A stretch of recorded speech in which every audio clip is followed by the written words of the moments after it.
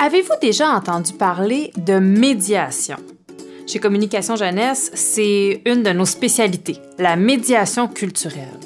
Mais qu'est-ce que ça mange en hiver, de la médiation culturelle?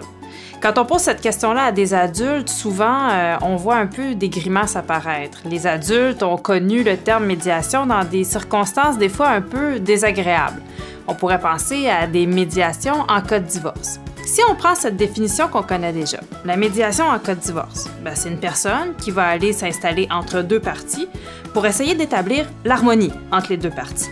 La médiation culturelle, on n'est pas tellement loin de ça.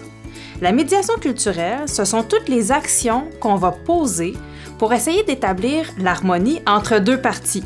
Les parties, c'est l'objet culturel, dans le cas qui nous intéresse à CJ, la littérature jeunesse, et le public, dans le cas qui nous intéresse à CJ, les jeunes.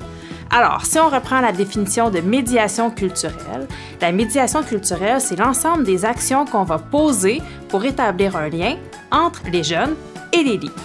Vous entendez cette définition-là? Peut-être que vous êtes en train de vous dire « j'en fais de la médiation culturelle. » Absolument. Si vous êtes enseignant, bibliothécaire, si vous travaillez avec les jeunes et avec les livres, il y a fort à parier que vous faites souvent des activités de médiation culturelle.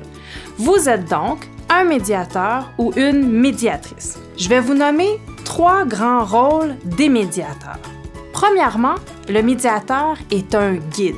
Un guide parce qu'un enfant en bas âge ou même parfois les adolescents, si on leur demande quel genre de livre tu aimes, ils nous répondront pas nécessairement « moi, j'aime les dystopies futuristes ». Il y a des termes précis comme ceux-là qu'ils doivent acquérir. Alors le guide va aider les jeunes à faire des bons choix de livres.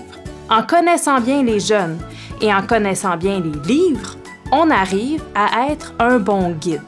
Deuxième rôle du médiateur, le rôle de modèle.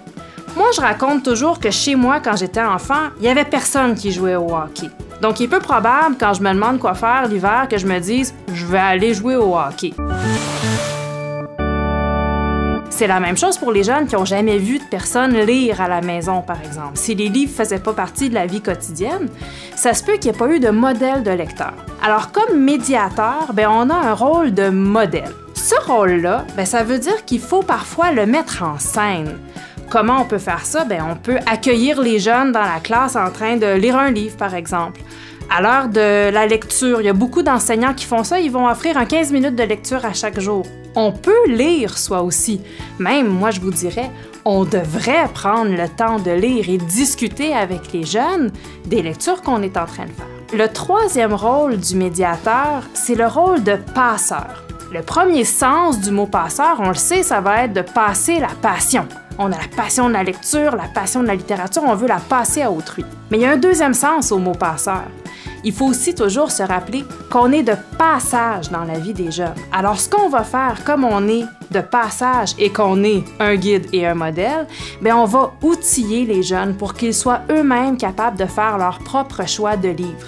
Ça veut dire que quand un jeune aime un livre en particulier, on va lui indiquer « Ah, OK, tu aimes un roman policier, tu as aimé une bande dessinée humoristique. » Et en nommant les genres littéraires ou encore les noms des créateurs ou les noms des maisons d'édition, on outille les enfants pour qu'eux-mêmes soient capables de faire leur propre choix de livre lorsque ce sera leur tour d'aller choisir leur lecture. Alors, chers médiateurs, chères médiatrices, je vous souhaite beaucoup de plaisir à allumer les petites flammes de la lecture dans les yeux des enfants.